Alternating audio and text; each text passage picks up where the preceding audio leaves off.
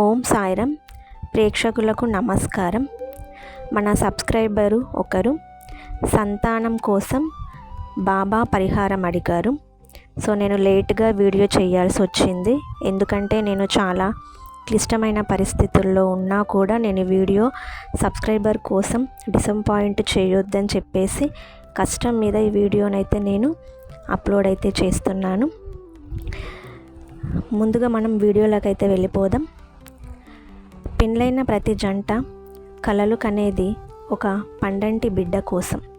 కానీ ఎంతో కాలంగా ఎదురు చూస్తున్న సంతానం కలగక వైద్యుల చుట్టూ తిరిగి ఎన్నో పూజలు చేసి అలసిపోయిన దంపతులు మనలో చాలామంది ఉన్నారు. అలాంటి వారు ఏమాత్రం నిరాశ చెందకండి.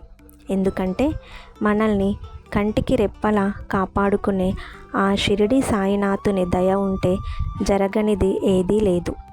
ఈరోజు మన వీడియోలో సాయిబాబాను వేడుకుంటూ సంతాన ప్రాప్తి కోసం చేయాల్సిన ఒక అద్భుతమైన అత్యంత శక్తివంతమైన పరిహారం గురించి తెలుసుకుందాం. బాబా ఎప్పుడు చెప్పే 2 మాటలు శ్రద్ధ, సబూరి, అంటే నమ్మకం మరియు ఓర్పు. ఈ 2 లక్షణాలతో ఇప్పుడు చెప్పబోయే పరిహారాన్ని ఆచరిస్తే బాబా మీ ఒడి నింపడం ఖాయం. సంతానం కోసం దంపతులు ఇద్దరు లేదా భార్య ఆచరించాల్సిన ప్రధాన పరిహారాలు ఇక్కడ ఉన్నాయి. 1. 9 గురువారాల వ్రతం. ఏదైనా ఒక గురువారం నాడు ఉదయాన్నే తలస్నానం చేసి బాబా ఫోటో లేదా విగ్రహం ముందు దీపారాధన చేయాలి. ఒక పసుపు వస్త్రంలో పసుపు రాసిన కొబ్బరికాయను, దాన్నే మనం సంతాన ఫలంగా భావించి ముడుపు కట్టి బాబా పాదాల చెంత ఉంచాలి. బాబా మాకు సంతానం ప్రసాదించు అని 9 గురువారాలని నీ వ్రతం చేస్తాము అని మనస్ఫూర్తిగా సంకల్పం చేసుకోవాలి. 2. పరిహారం వచ్చేసి సాయి సచ్చరిత్ర పారాయణం. సాయి సచ్చరిత్ర అనేది ఒక జీవ గ్రంథం.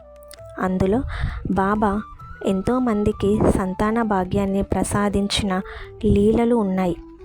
సంతానం కోరుకునే వారు రోజుకు కొన్ని అధ్యాయాల చొప్పున ఒక వారం రోజుల్లో పుస్తకం పూర్తి చేసేలా సప్తాహ పారాయణం చేయడం చాలా విశేషం. 3వ పరిహారం పిల్లలకు అన్నదానం లేదా పండ్లు పంచడం.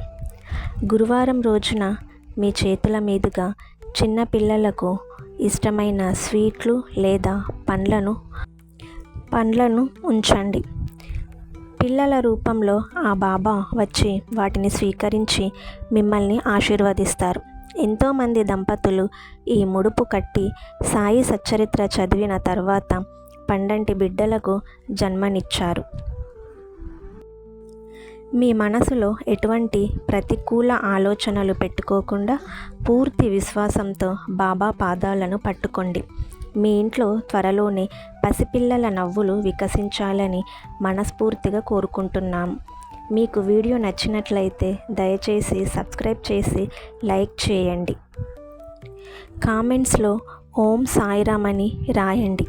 ఇలాంటి మరిన్ని డివోషనల్ ఆధ్యాత్మిక విషయాల కోసం మన ఛానల్ని సబ్స్క్రైబ్ చేసుకోండి. సర్వేజన సుఖినో భవంతు. ఓం సాయిరామ్.